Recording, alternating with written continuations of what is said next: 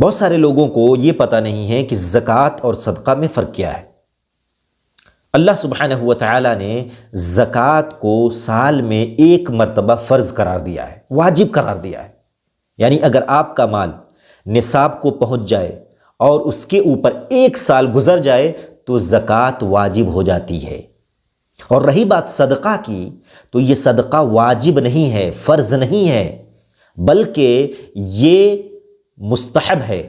अगर आप अपने माल से, ख़ास माल से सदका निकालते हैं तो आप सवाब के हकदार ठहरेंगे। जैसे ज़कात के अंदर 8 असनाफ का तज़किरा आता है कि उन्हें ज़कात देना चाहिए, इन 8 असनाफ में से किसी को दीजिए। लेकिन सदका में क्या है, आप उन 8 असनाफ के अलावा को भी आप सदका दे सकते हैं। ये फ़र्क है, समझना चाहिए हमें और आपको।